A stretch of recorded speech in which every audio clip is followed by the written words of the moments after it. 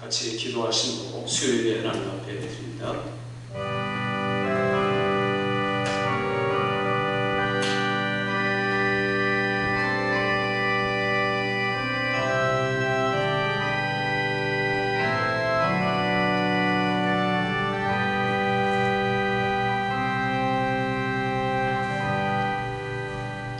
여호와여, 주께서 죄악을 지켜보실진대 주여 누가 서리이까? 그러나 사료하심이 주께 있음은 주를 경외하게 하심이니이다. 나 곧 내 영혼은 여호와를 기다리며 나는 주의 말씀을 바라는도다. 파수꾼이 아침을 기다림보다 내 영혼이 주를 더 기다리나니 참으로 파수꾼이 아침을 기다림보다 더하도다. 아멘. 아버지 하나님, 이 시간에 주 앞에 나와 수예배를 드리는 사랑하는 성도들, 있는 처소에서 하나님을 경배하는 이들마다 마음의 찬양, 하나님의 음성, 우리의 간구, 응답받는 신령과 진정의 예배가 되도록 우리와 함께하여 주시되, 예배를 통하여 주신 말씀이 우리를 살리고 세상을 이기고 주 앞에 영광 돌리는 온전한 주의 큰 공급이 되도록 함께하시려나옵고 예수님의 이름으로 기원하옵나이다. 아멘.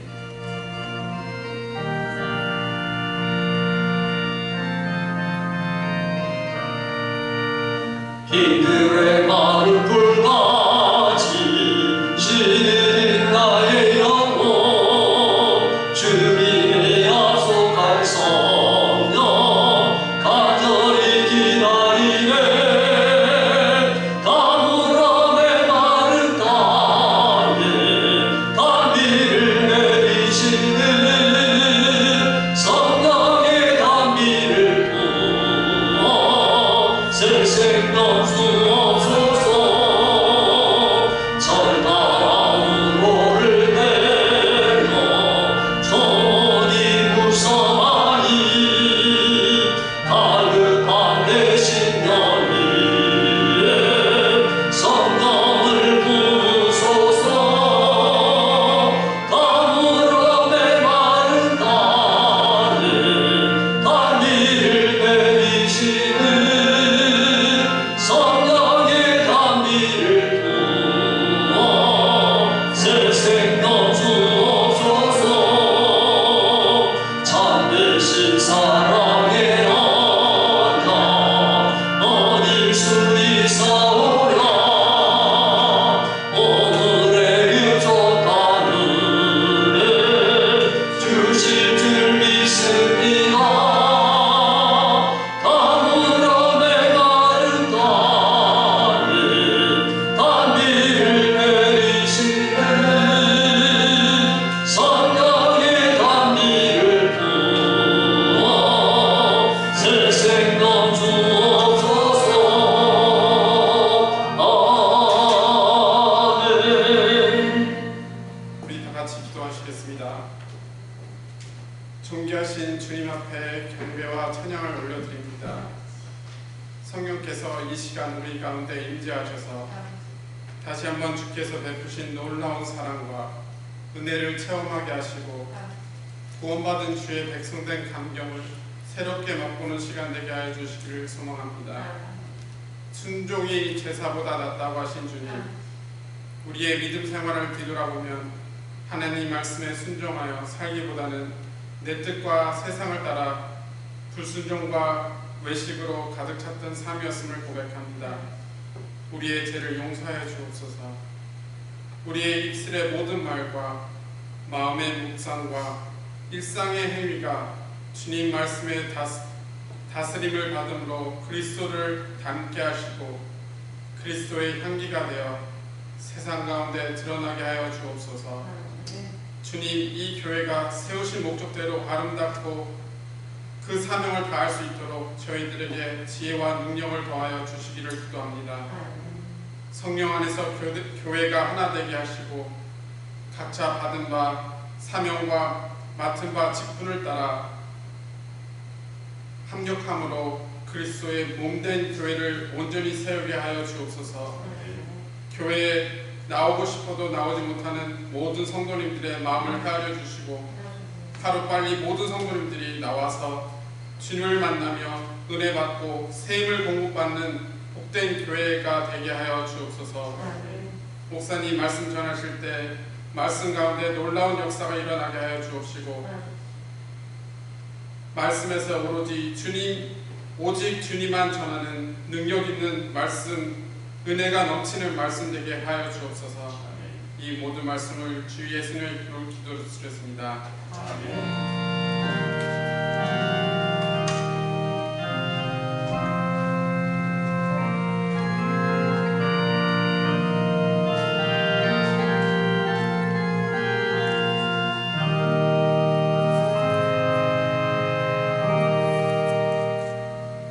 하나님께서 우리에게 주신 말씀은 요한복음 14장 16절과 17절 말씀입니다. 함께 합독하도록 하겠습니다. 요한복음 14장 16, 17절 시작. 내가 아버지께 구하겠으니 그가 또 다른 보혜사를 너희에게 주사 영원토록 너희와 함께 있게 하니 그는 진리의 영이라. 세상은 능히 그를 받지 못하나니 이는 그를 보지도 못하고 알지도 못하리라. 그러나 너희는 그를 아느니 그는 너희와 함께 거하시며 또 너희 속에 계시겠습니다. 아멘. 할렐루야. 아멘. 오늘 나오신 소수 또 예배드린 모든 분들이 말씀을 통해 성령님에 대한 확실한 지식을 갖고 돌아가는 그 능력으로 세상을 이기는 여러분 되기를 주의 이름으로 축원합니다. 오늘 우리들이 계속해서 지금 말씀을 예수님의 다락방의 말씀, 마지막 이 땅을 떠나시면서 슬퍼하고 연약하고 낙심한 제자들을 향해서 그리고 오고는 모든 세대를 향해서 무엇이 가장 큰 약속인가 하는 것들을 우리에게 하나씩 하나씩 연구해 주시면서 너희가 나를 믿으면 놀랍고 큰 일을 할 것이다 이렇게 이야기를 하셨습니다. 그러면서 연결해가지고 이야기하는데 큰 일을 하는 전제 조건이 뭐냐? 첫째는 예수를 믿는 믿음이다 이렇게 말씀드렸죠. 두 번째는 뭐라고 했습니까? 그의 이름으로 기도하라. 그러면 큰 일을 할 것이다. 지난 주간에 세 번째에서는 너희가 살아가면 계명을 지킬 것이다. 그래서 오늘 마지막으로 성령에 대한 말씀을 주면서 또 성령에 대한 전체적인 말씀을 우리에게 지금 주고 있습니다. 성령이 안에 계시고 함께하면은 큰 일을 할 것이다. 이렇게 네 가지 위대한 약속을 지금 주고 계시면서 주님이 점점 더 큰 진리로 큰 약속으로 나아가는 것. 우리가 설교를 들을 때나 말씀을 공부할 때나 항상 전체적인 내용이 뭔가 그리고 그 하나는 다른 것과 어떻게 연결되고 그 전체와 어떻게 연결되는가 하는 것들을 알려고 애를 써야 돼요. 그저 막연하게 생각 없이 말씀을 듣고 있으면은 그게 단편적인 지식이 되니까 힘이 안 되는 거예요. 그러나 우리가 처음부터 뿌리를 알고 열매를 알면은 전체 힘이 가고 그 지식이 실질적인 능력이 된다는 거예요. 그러니 우리가 설교의 말씀을 처음부터 끝까지 그리고 시리즈를 할 때는 처음부터 끝까지 동일하게 들으면서 거기서 계속 말씀과 연결하고 그리고 내 삶과 연결하고 이럴 때 능력이 생기는 거예요. 신앙의 능력이 또 신앙의 성숙이 바로 여기서 성숙해 나가는 겁니다. 주님이 성령님에 대한 이야기를 할 때 우리가 사도신경을 고백할 때 보면은 성령을 믿사오며 이렇게 고백을 합니다. 그런 굉장히 성령에 대해서 잘 알고 또 성령을 의지하고 믿는 것 같습니다. 그러나 그 사도신경이 완벽한 것은 아니고 성경이 아니니까 부족한 점이 있죠. 그럼에도 불구하고 우리가 이제까지 신앙 신경 중에 가장 잘된 것 중에 하나다라고 이야기할 수 있습니다. 문제는 우리가 그렇게 성령을 믿사오며라고 말하는데 성령을 하나님 아버지 믿듯 예수 그리스도를 믿듯 또 동일하게 믿고 있느냐라고 물어볼 때는 그렇지 못한 부분이 많습니다. 실제로 성령님에 대한 이야기를 하려고 그러면 어떤 교인들은 성령님은 능력이다. 성령은 바람과 같은 분이다. 우리가 성령을 의지해서 사용하면 엄청난 능력을 가지고 살 수 있다. 이 정도로 알고 있다는 겁니다. 그래서 바울 사도가 에베소 교회에 가서 복음을 전하는데 그들이 이미 예수를 믿고 있습니다. 그럴 때 바울이 이렇게 물어보죠. 너희가 믿을 때에 성령을 받았느냐? 뭐라고 대답합니까? 우리는 성령이 있음도 들어보지 못했습니다. 얼마나 무지한 표현들입니까? 그러니 이미 예수님께서 이 땅에 계실 3년 반 동안 열심히 성령에 대해서 말씀하고 오순절 성령 역사가 사도행전 2장에 강력하게 임하고, 그런데 지금 사도행전 19장에 가서도 성령이 있음도 들어보지 못했습니다 라고 말하는 교인들이 많이 있다는 거예요. 그러니 얼마나 성령에 대해서 말을 하지 않았고 또 제대로 듣지 않았으면 이런 현상이 생길 수 있을까? 이걸 성경이 우리에게 점점 보여주고 있습니다. 우리들도 그럴 수 있다는 겁니다. 오늘 주님이 나보다 더 큰 일을 하리라 라고 말씀하면서, 왜냐하면 결론으로 하시는 말씀이 그분이 오시기 때문이다 라고 이야기하는 겁니다.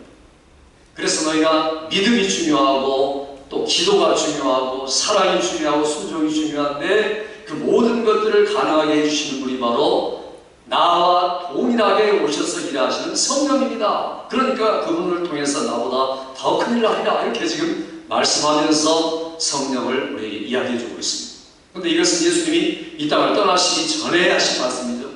근데 한참 지나도 모르는 분이 있는데 이것은 계속된 이야기입니다. 사실은 요한복음에 1장부터 지금까지 14장까지 왔는데 오랫동안 말씀한 중에 성령에 대한 말씀이 계속되거든요. 1장에 예수님이 세례요한에게 세례를 받죠. 받을 때 세례요한이 뭐라고 말합니까? 나는 물로 너에게 세례를 주거니와 내게 오신 이는 성령으로 세례를 주나니. 예수님이 누구신가? 성령으로 세례를 주시는 분이다. 그러니까 예수 믿는 사람은 성령으로 세례를 받는 게 당연하다. 그런데 성령이 있음도 들어보지 못했다는 것은 굉장히 모순된 이야기라는 겁니다. 그러니 성령으로 세례받은 자, 인간을 우리가 확인하는 게 매우 중요합니다. 요한복음 3장에 가면 또 뭐가 나옵니까? 니고데모가 밤에 찾아와서 질문하죠. 사람이 어떻게 거듭날 수 있습니까? 라고 물어보니까 물과 성령으로 거듭나지 않으면 하나님 나라에 갈 수가 없느니라. 또 물어보죠. 거듭난다는 게 도대체 이해가 안 됩니다. 그럴 때 바람이 임으로 불매 어디서부터 어디로 가는지 알지 못하나니 성령으로 난 사람은 다 이거 아니라 잘 안 보이는 것 같은데 결과가 분명하다. 예수 믿는 결과가 분명하고 거듭남의 결과가 역력하게 드러난다. 삶 속에서 흔들리는 나무의 모습처럼 그렇게 드러나는 게 당연한 것이다 라고 성령에 대해서 그분 아니면 절대로 거듭날 수 없다. 거듭나기까지 우리가 하나님 의지하고 믿고 받아들이는 게 중요하고, 그리고 나머지 전적인 역사는 성령이 하시는 중생의 역사다 이렇게 이야기합니다. 거기서 끝납니까? 4장에 가면 또 뭐라고 말씀합니까? 사마리아 여자가 찾아왔을 때 그에게 다가가서 주님이 여러 가지 이야기를 하는 중에 가장 중요한 이야기를 하십니다. 예배에 대한 이야기를 하면서 예배하는 자는 성령과 진리로 예배할지니라. 진정한 예배는 바로 이런 거다. 그러니까 성령에 대한 것들을 우리가 모르고 성령님에 대한 것들에 대해서 익숙하지 않으면 참 예배자가 될 수가 없다는 겁니다. 그러니 우리가 예배를 드려도 성령을 의지하지 않는 예배, 성령을 의식하지 않는 예배, 성령이 나를 통해서 일하시지 않는가라는 그런 예배를 드린다면 진정한 예배자가 될 수가 없다. 성령이 얼마나 중요하신 분인가 하는 것을 주님이 요한복음 처음부터 지금 이렇게 말씀합니다. 6장에 가보면 예수님이 성찬에 대한 이야기를 합니다. 그러면서 내가 너에게 말하는데 살리는 것은 영이요 생명이다. 그러니까 성령의 생명력이 너희를 살려줘야 너희가 사는 것이다 라고 이야기합니다. 거기뿐만 아니라 요한복음 7장에 또 나가면 또 말씀하죠. 수전절에 주님이 나가서 뭐라고 말씀합니까? 나를 믿는 자 누구든지 목마르거든 내게로 어서 마시라. 나를 믿는 자는 그 배에서 생수의 강이 흐르나리라 하시니 이는 저를 믿는 자에 받을 성령을 가리켜 하신 말씀이다. 그러니까 내가 믿으면, 정말 믿으면, 사모하면 생수의 강이 내게서 넘쳐나는데 성령의 역사가 그렇게 콸콸콸 시원하게 그런 가물에 생수 흐르는 것처럼 나를 적셔 주시니까 마음이 시원할 수밖에 없고 영적으로 시원함을 느낄 수밖에 없다. 그게 없으면 우리가 내가 성령에 대해서 지금 무시하고 있구나라는 게 확실한 겁니다. 주님이 이렇게 계속해서 이야기를 하시죠. 그러면서 이제 오늘 본문에 와가지고는 예수님이 또 요한복음 14, 15, 16, 17장에 이렇게 해서 4번, 5번이나 성령에 대한 이야기를 집중적으로 하십니다. 왜냐하면 우리 신앙생활에 이분이 없으면 절대로 신앙생활을 할 수 없기 때문에, 그렇게 중요하기 때문에 반복해서 지금 수없이 반복해서 주님이 이야기를 하십니다. 적어도 성령님에 대해서 이야기하는 것이 이 요한복음에 10번 이상이 계속 나오고 있습니다. 그런데 왜 그렇게 사람들이 성령님에 대해서 소홀히 여길까? 이건 역사적으로 그렇습니다. 역사적으로 초대교회로부터 사실 1500년 이상 교회가 성령님을 무시합니다. 이해가 되는 건 왜 그러냐면, 초대교회는 어떤 교회냐? 예수님이 하나님의 아들이 아니다. 아니면 예수님은 하나님이기 때문에 사람의 모습을 가지고 있지 않다. 이 두 가지 어려움 때문에 계속 서로 치고받고, 교회에서 이상한 분들이 나타나가지고 하나님은 영이시니까 육신 없다, 또 육신만이니 그분은 하나님일 수 없다, 이래가지고 이단들이 교회에서 계속 일어납니다. 그러니까 이단들을 방어하고 막고 변증하느라고 교회가 모든 힘을 거기다 기울이다 보니까 막상 성령님에 대해서는 소외시되는 겁니다. 그러니까 좀 어려운 말로 예수님에 대해서 우리가 기독이라고 합니다. 기독론에 대해서, 하나님에 대해서 이런 것들을 우리가 열심히 방어하고 막고 진리를 변호했는데 성령님에 대해서만큼은 소홀히 했다는 겁니다. 그러니까 그 소홀히 한 틈이 어떻게 됐습니까? 소홀히 한 틈의 중세, 바로 AD 5세기부터 시작하는 그 중세의 교황, 신부, 성모 마리아, 그리고 사제, 이런 사람들이 성령을 대신한 겁니다. 그러니까 성령 역할을 우리가 하고 있다, 그렇게 사람들이 생각하도록 그렇게 유도해 난 겁니다. 그러니까 완전히 타락하고 만 겁니다.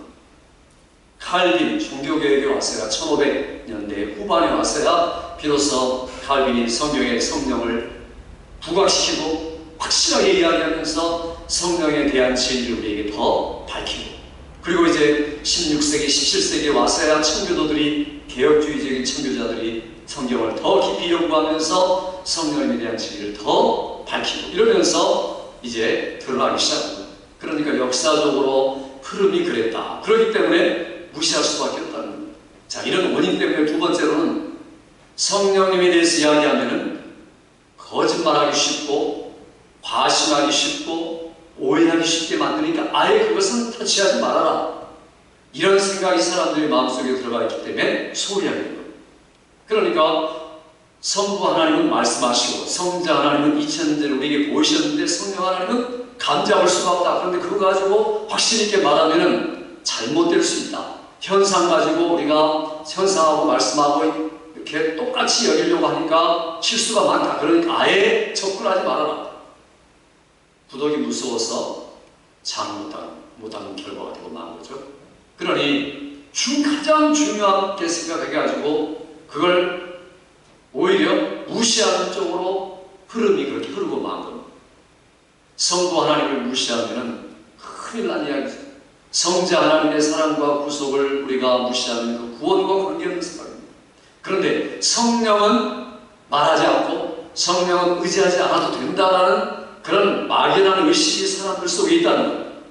똑같은 하나님이신데, 삼위일체 하나님인데 사람들이 그렇다는 것. 이게 바로 사람들이 무시한 원인이다, 혹은 소홀히 한 원인이다, 이렇게 말할 수 있습니다. 또 성령님에 대한 명칭이 뭡니까? 불과 같고, 비둘기와 같고, 기름과 같고, 이러니까 이 성령님은 기름이고 불이고 바람이고 이렇구나라고 명칭만을 생각하다가 성령님에 대해서 인격과 사역에 대해서 허술하게 사람들이 생각이 한 겁니다. 그러니 성령님은 분명히 성부, 성자, 성령 동일한 하나님이고 동일한 역할과 역사를 하시는데도 불구하고 사람들은 그렇게 생각하지 않고 있다는 겁니다. 말로는 그렇게 하는데 실제로 그렇게 신앙생활을 하고 있지 않기 때문에 문제다라는 것을 이야기하고 있습니다. 근데 우리가 이 성령님에 대해서 잘 알고, 그리고 분명한 정리가 있어요. 그래서 오늘부터 제가 몇 주간 성령님에 대한 진리를 계속 말씀하려고 합니다. 성령님을, 내가 성령님을 통해서 뭔가를 하겠다. 자, 이게 맞는 말입니까? 아니면 성령께서 나를 움직여서 성령의 일을 하신다. 뭐가 맞겠습니까? 전자입니까? 후자입니까? 당연히 후자죠. 그런데 많은 분들이 그렇게 생각하지 않습니다. 내가 성령님을 통해서 내가 하고 싶은 일을 하겠다. 성령님을 통해서 나의 소원이 응답하고 성령님을 통해서 나의 성취를 이루고 이렇게 기도한다는 거예요. 그러니 성령의 그 주권, 성령이 마음대로 하시는 것을 따라서 우리가 가야 되는데 내가 성령님을 이용해서 뭔가를 하려고 한다는 거예요. 그러니 이게 사실은 신앙 좋은 것 같은데 성령을 무시하는 결과가 되어버리고 마는 겁니다. 우리들이 이게 굉장히 조심해야 할 부분입니다. 특별히 기도 많이 한다는 분들, 또 열심히 일하는 분들이 성령에 대한 강조를 많이 합니다. 그러니까 거기까지는 좋습니다. 그런데 내가 기도 많이 하니까 성령으로 충만하니까 나는 너보다 훨씬 낫다. 그러니까 다른 교인들이 성령 충만하지 못하고 기도하지 못하면은 나는 성령에 있어서 등급이 한 위야 라고 자기도 모르게 그렇게 생각하는 겁니다. 말을 표현하지 않아도 내가 훨씬 너보다 신앙생활이 능력이 있다 이렇게 생각하니까 자기도 모르게 우쭐하게 되고 교만하게 되고, 그러니까 성령 충만하기 때문에 교만하다. 말이 됩니까? 그렇지 않죠. 성령 충만할수록 열매가, 겸손의 열매가 맺어야 되는데 거꾸로 돼가고 있다. 그러면 그거 성령 충만한 거 아닙니다. 자기는 그렇게 해야겠지만. 그래서 나는 예언을 받았다. 내가 너를 위해서 기도해 줄 수 있다. 성령 충만하니까 나는 너보다 우월하기 때문이다. 이런 자기의식을 갖고 있는 분들은 성령에 대해서 아직도 전혀 모르고 있다는 거예요. 그러니 그분은 성령을 인격으로 취급하는 게 아니라 영향력으로 취급하는 거예요. 인격 대 인격으로 만나는 게 아니라 하나의 바람처럼 불처럼 물처럼 어떤 기운을 에너지처럼 성령을 취급하기 때문에 이런 결과가 나오는 겁니다. 성령이 어떤 분입니까? 예수께서 우리를 위해서 십자가 보혈을 이 땅에서 죽으시고 부활하시고 하늘로 가시면서 우리 보내주셔서 나와 똑같은 일을 할 텐데 그가 이제는 내가 너와 함께하는 것 이상 너희 속에 들어가서 너희와 함께 있으면서 그리고 위대한 일을 할 것이다. 이런 일을 하면 우리가 안다면 이게 감격스러운 일이 아닙니까? 너무 감격스러운 일이라서 우리가 감당할 수 없는 일이다 라고 더 겸손해지고 더 엎드리고 더 하나님 의지하고 이게 정상입니다. 그런데 그렇게 신앙생활 안 하는 분들이 더 많다는 거예요. 성경에 보면 그런 일들이 많이 나왔습니다. 사도행전을 보니까 그 마술사 시몬이라는 사람이 베드로 사도들이 안수해 가지고 성령을 받고 충만하게 되니까 자기도 예수 믿었습니다. 믿고 자기도 세례 받았습니다. 그런데 이제 계속해 따라다니다 보니까 사도들이 너무나 능력이 많고 이런 걸 보면서 사도에게 돈을 주면서 베드로 사도요, 나에게 이런 능력을 주셔서 사람들에게 안수하며 성령을 받게 하면 좋겠습니다 라고 청구를 합니다. 사모하는 마음이죠. 그때 베드로가 뭐라고 말합니까? 내가 하나님의 선물을 돈을 주고 살 줄로 생각하였으니 내 은과 함께 망할지어다. 아주 무서운 말, 엄청난 말을 하고 있죠. 저주하는 겁니다. 절대로 성령님을 사고팔고 내 마음대로 할 수 있는 분으로 생각하느냐? 그 성령을 능력으로만 네가 생각하고 있다. 속히 너의 악함을 회개하라. 혹시 너를 사하실까? 내 마음에 품은 것을 속히 회개하라. 그건 악독하고 부패한 근성이다. 이렇게 말합니다. 그러니까 요즘에 신앙생활 하는 사람들 중에도 열심히 있고 그리고 충만하고 뜨겁다고 자기 혼자 말하는데 실제로는 마술사 시몬처럼 악독하고 하나님을 심히 근심케 하는 사람이 될 수도 있다는 겁니다. 그러니까 우리가 여기서 매우 조심해야 돼요. 성령님은 어떤 영향력이나 에너지나 힘이 아니라 실제시다. 실존하시는 인격이시다 하는 것이 매우 중요합니다. 그래서 우리들이 만약 어떤 삼위 하나님이라고 이야기할 때 삼위 하나님은 한 하나님마다 그러니까 삼위 각각 인격을 가지고 계십니다. 그러나 세 위가 하나다. 이해가 잘 안 되는 말이긴 하지만 그러나 이렇게 생각해 볼 수 있습니다. 만일 내가 사고로 손이나 다리 한 짝을 잃었다. 그러면 내가 인격을 잃은 겁니다. 그렇습니까? 하나의 인격을 잃은 겁니까? 그렇지 않습니다. 그대로 인격을 가지고 있는 거죠. 그러니까 내가 심지어 죽어서 영혼과 몸이 분리됐다. 그러면 그 인격이 몸과 영혼이 따로따로 나눠진 게 아니라는 겁니다. 사실은 다 인격이다 이렇게 말할 수 있습니다. 그러니 하나님의 인격이라고 말할 때 우리 똑같이 생각해요. 언제든 눈에 보여도 보이지 않아도 인격이다.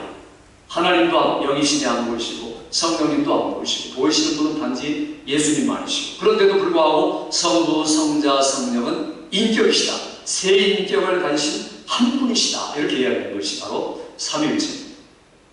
그런데 이 중에서 우리가 이 오늘 본문의 말씀처럼 예수님이 떠나가면서 엄청난 약속을 주신 내용을 두 구절의 말씀입니다. 한번 다시 읽어볼까요?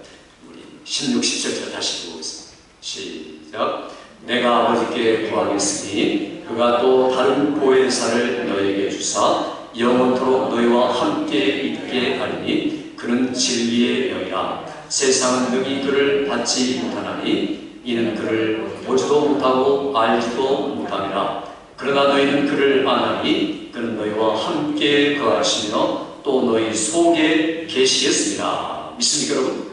이게 가장 큰 약속이라는 겁니다. 그러니까 나는 길이요 진리다 주님이 말씀하고 생명이라고 말씀했는데 그 길, 진리, 생명을 그대로 다 전달해 주시는 인격자가 누구냐? 바로 성령이시다. 그분이 바로 진리의 영이다라고 이야기합니다. 그러니까 세상은 전혀 받지도 못하고 보지도 못한다. 그러나 너는 분명히 한다. 왜냐하면 너희와 함께 계실 뿐 아니라 너희 속에 계시기 때문에 너희 속에 계셔서 나의 일을 같이 감당하기 때문에 나보다 더 위대한 일을 얼마든지 할 수 있는 분을 내가 너에게 보내겠다. 이게 주님의 가장 큰 약속이라는 거예요. 그러니까 이런 약속을 우리가 알고서 이분이 바로 진리의 영, 나와 함께 하시는 영, 내 속에 계셔서 영원토록 하나님 나라에 이를 때까지 나와 내 속에 내주하시며 영주하시는 인격자이신 성령님, 이렇게 우리가 인정하고 있느냐, 그렇게 모시고 있느냐 하는 것이 중요합니다.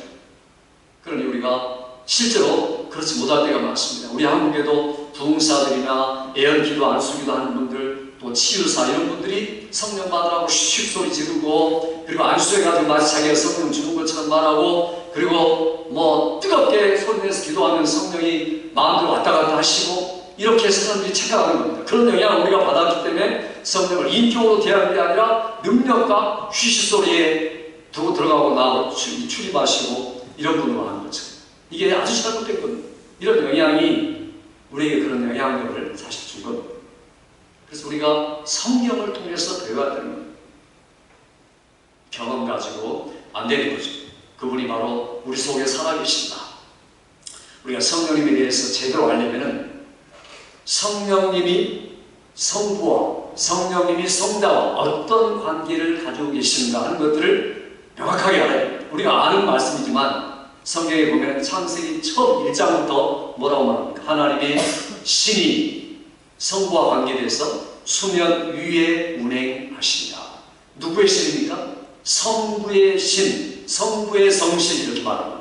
성부의 성신이 이 우주를, 창조되기 전에 우주를 컨트롤하고 계신다는 겁니다.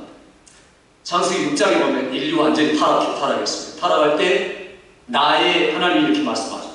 나의 신이 영원히 사람과 함께하지 아니하리니 이는 그들이 육체가 됩니다. 이렇게 말합니다. 그러니까 나의라는 말 하나님이죠. 하나님의 신이 이렇게 말합니다. 그러니 성부와 관계되어서 말씀할 때마다 동일한 말씀을 합니다. 시편 139편을 보니까 내가 주의 신을 떠나 어디로 가며 라고 다윗이 이야기할 때 그 주라는 말은 하나님이죠. 하나님의 신을 떠나 전지하신 하나님, 누굽니까? 성령을 말합니다. 성령이 전지하신 하나님이라는 겁니다. 내가 주의 신을 떠나 어디로 가며 어디로 숨겠나이까 이렇게 말합니다. 신약에 와서 보면은 이 성도에 대해서 이야기할 때 그렇게 이야기합니다. 성도가 누구냐? 성도는 살아계신 하나님의 영이 거하는 사람이다. 하나님의 영이라고 말합니다. 바울이 예수 믿는 사람 말할 때 예수 그리스도를 죽은 자 가운데서 살리신 이의 영이, 자, 죽은 자 가운데 살리신 이가 누굽니까? 하나님이시죠. 그분의 영이 너희 안에 거하시면 너희 죽을 몸도 다시 살리시리라 이렇게 말합니다. 그러니까 반드시 성부 하나님과 성령 하나님 같이 일하시고 같이 활동하시는데 성부의 일을 대신하시는 분이 바로 성령이시다 하는 것들을 우리에게 말하고 있습니다. 그러니까 우리가 하나님 아버지라고 말할 때 그 하나님 아버지에 대한 모든 영향력과 모든 일들을 실제로 우리에게 감당하시는 분이 바로 성령님이시다. 그러니까 하나님 아버지라고 부를 때 항상 성령님을 의식하게 된다는 겁니다. 이게 바로 정상이다. 또 성령 하나님은 반드시 성자 하나님과 함께 하시는 분이시다 하는 게 중요합니다. 성경에 보면은 로마서 8장 9절에 보니까 우리를 말할 때 누구든지 그리스도의 영이 없으면 뭐라고 합니까? 그리스도의 사람이 아니다 이렇게 말합니다. 누가 그리스도이냐? 그리스도의 영이 없으면, 자, 그리스도가 계시는데 어떻게 계시는가? 성령께서 그리스도를 우리 속에 오게 하셔서 그리스도에 계시게 하신다. 그러니까 그리스도의 영 이렇게 이야기합니다. 바울 사도가 기도할 때 자기가 모든 삶 속에서 구원받는 이야기를 할 때 성령의 도우심으로, 거기 보면 예수 그리스도의 성령의 도우심으로 나를 구원에 이루게 할 줄을 내가 아노라 이렇게 해요. 그러니까 성령이 누구냐? 우리가 기도할 때 그리스도의 영으로서 오셔서 우리의 기도를 응답시키는 분이 바로 성령님이시다 하는 것을 신약 성경이 이야기하고 있습니다. 뿐만 아니라 또 이 성령께서 이야기할 때 갈라디아서 4장 1절을 보니까 아들의 영을 우리 마음 가운데 보내사 우리로 아바 아버지라 부르짖게 하십니다. 아들의 영, 하나님께서 아버지께서 아들의 영을 우리 마음 가운데 보내사 이렇게 말합니다. 그러니까 아들의 영, 아들과 반드시 관계된다는 거예요. 그러니까 내가 하나님이라고 말하면 반드시 성령의 역사를 의식해야 된다. 예수 그리스도를 이야기할 때도 성령의 역사를 의식해야 된다. 그러니까 우리의 신앙생활은 삼위일체 하나님이 항상 동행하고 항상 경배의 대상이 되어야 되는 겁니다. 그러니까 사람들이 이걸 모르니까 혼돈을 가져오고 착각하고 성령에 대한 인격성을 거부하게 되고 소홀히 취급하게 된다는 겁니다. 중요한 것은 우리가 성령에 대한 자세를 어떻게 가지느냐. 내가 매일매일 예배드릴 때마다 그분의 임재를 구하는가. 내가 기도할 때마다 그분을 정말로 의지하고 그분의 축복을 인정하는가. 내가 하나님의 말씀을 읽을 때 성령의 감동된 말씀이 나에게 감동스럽게 들려오는 내가 그렇게 겸손하게 무릎 꿇고 말씀을 읽고 듣고 있느냐. 그래야 우리가 신앙생활 제대로 할 수가 있다는 겁니다. 그렇지 않으면 내가 성령을 인격자로 인정하지 못하고 있는 겁니다. 그런데 우리 주위에는 성령을 그렇게 인정하지 못하도록 하는 경향들이 굉장히 많습니다. 어떤 게 있습니까?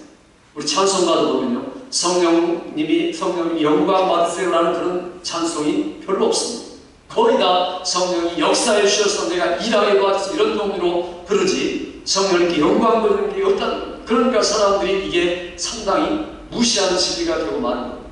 뿐만 아니라 여기 이 성령님을 이야기할 때 로마서 8장 26절 보니까 성령님이 말할 수 없는 탄식, 우리 속에 탄식하는데 영어 성경에 특별히 킹제임스 버전에 보면은 아주 권위 있는 성경인데 성령이 원래 헬라 말로 중성입니다. 그러니까 남성도 아니고 여성도 아니고 중성이니까 그걸 번역할 때 himself 이렇게 말해야 되는데 itself 그렇게 말합니다. 그러니까 성령은 인격이 아니라 어떤 그것이구나 라고 사람들이 착각하게 만들었다. 그러니까 이 킹제임스 버전이 잘못 번역한 거죠. 그러니까 그분이라고 중성임에도 불구하고 번역해야 되는데 그냥 문자만 고집하다가 그 흐름을 놓치고 말아버리고, 그러니 그 영어 성경 읽는 사람은 성령은 힘이 아니고 이시구나 이렇게 착각해서 신앙생활을 하게 된다는 거예요. 얼마나 무서운 얘기입니다.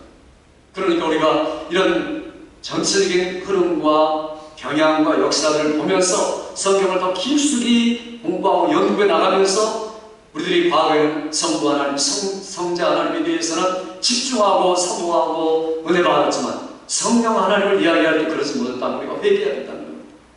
성경은 성령을 슬프게 하지 말라, 성령을 근심하게 하지 말라. 성령이 하나님이시기 때문에 얼마든지 우리가 그럴 수 있는 분이다.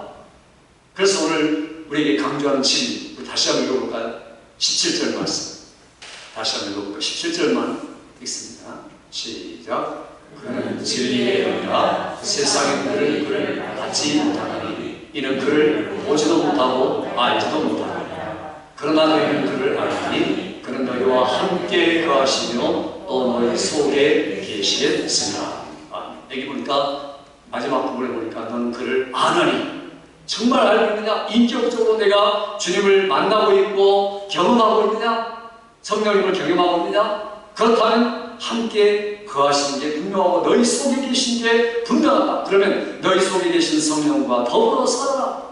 그렇게 성령님을 하나님으로 인정하고 또 인격 대우를 해드려라. 그러니 이게 실제적인 삶이라는 거예요. 막 부른 자 앞에는 추상적인 게 아니라 매우 실제적인 것이다. 그래 바울 사도가 고린도 교인들에게 그렇게 말하죠. 너희 몸이 살아계신 하나님의 성전인 것을 알지 못하느냐? 그렇기 때문에 가늠하는 자를 향해서 무섭게 책망하면서 이야기합니다.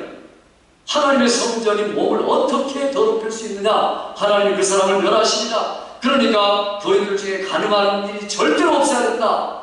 이게 그 이야기를 하면서 고린도전서에 바울 사도가 강조를 하고 있습니다. 왜냐하면 우리 몸마저도 하나님의 성령의 성전이기 때문에. 그러니까 우리 영혼에 거하신다는 게 맞는데 몸 안에도 성령이 같이 거하신다는 말은 인격적이라는 겁니다. 그러니까 우리 몸으로 살아가면서 늘 성령과 더불어 성결하려고 애를 쓰고 거룩에 이르려고 애를 쓰고 14일 아까 기도한 것처럼 예수님을 닮아가려고 애를 쓰고 이런 것들이 우리에게 있어야 합니다. 이게 바로 성령을 인격으로 인정하는 겁니다. 성령은 보혜사 진리의 영이다. 이 말은, 보혜사라는 말은 다른 보혜사 이렇게 말하는데 다른 게 아니죠. 어떤 친구들이 놀러와가지고 그 가장 감동적인 바하의 음악 CD를 하나 주려고 합니다. 그렇게 귀한 걸 나에게 주다니 나 감당할 수가 없다. 그러니까 내게 딱 하나 더 있는데 이거 나는 하나 있으니까 나머지 하나를 주려고 해. 이렇게 말합니다. 똑같은 거예요. 그런데 내게 다른 CD가 하나 있어 너에게 주려고 하는 거야. 이렇게 말할 때 다르긴 다른데 똑같은 거죠. 내용도 똑같고 모든 게 똑같죠. 이게 바로 다르다는 의미입니다. 그러니까 다른 보혜사라는 말은 실제로 똑같은 보혜사. 누가 똑같습니까? 예수님과 내가 다른 보혜사를 너에게 보내리라고 말할 때 내가 나와 똑같은 그 인격자를 모시도록 할 테인데 라고 말합니다. 그러니까 예수님이 3년 동안 하신 일을 그대로 동일하게 할 수 있는 그분, 시간과 공간을 초월해서 할 수 있는 그분이 너에게 오셔서 시간과 공간을 초월해서 일하는 그분을 의지할 때 너도 동일한 하나님의 일을 감당하는 큰 일의 사역자가 될 것이다 하는 겁니다. 믿습니까 여러분? 이것이 우리의 신앙생활입니다. 그러니 오늘부터 시작해서 내가 성령님을 슬프게 하고 근심하게 했던 것들을 회개하고 새롭게 인격자이시고 보혜사 진리의 성령으로 내가 모시고 내 속에 함께 계신 그분과 더불어 신앙생활하고 승리하고 영광 돌리는 여러분 되기를 주의 이름으로 축원합니다. 기도하십시오. 아버지 하나님, 이 시간에 주 앞에 나와서 인격자이신 성령님에 대한 말씀을 들었사오니 사랑하는 성도들이 어떠한 하니까도 이제는 인격이신 성령 근심시키고 슬프게 하지 않고 그렇게 했던 것들을 회개하며 우리 안에 계시고 함께 계시는 주님과 더불어 성령님을 찬양하며 성령님께 감사하며 성령님과 동행함으로 충만한 성도들로 살아가도록 도와주시어서 전염병의 시대에도 우리의 신앙이 후퇴하지 않냐고 점점 하나님을 향하여 뜨거워질 때마다 삼위 하나님의 놀라운 역사와 우리 속에 잠기며 이기는 강건한 영육간의 강건한 성도들로 복을 내리시고나옵고 예수님의 이름으로 기도하옵나이다. 아멘.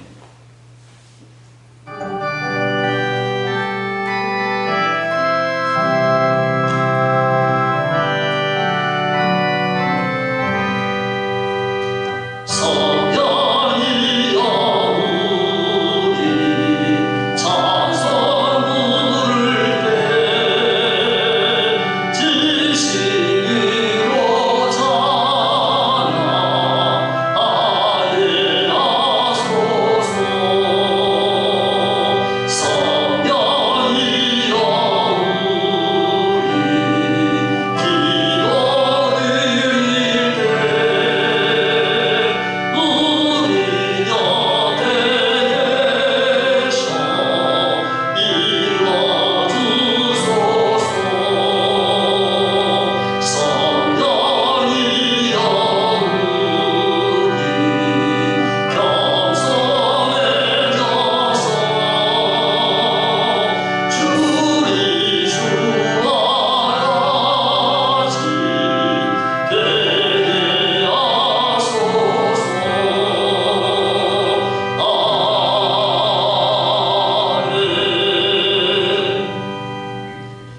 저희는 우리 주 예수 그리스도의 크신 은혜와 아버지 하나님의 놀라우신 사랑하심과 성령의 교통교제 충만케 하시는 역사가 성령을 인격자, 보혜사, 진리의 영으로 모시고 더불어 동행하며 찬양하며 감사하고 이기는 삶을 살자 다짐하는 사랑하는 성도들과 저들의 자녀들과 또한 가정과 사업과 직장과 선교사님과 우리가 사는 이 지역 위에 지금으로부터 영원토록 함께 있을지어다. 아멘.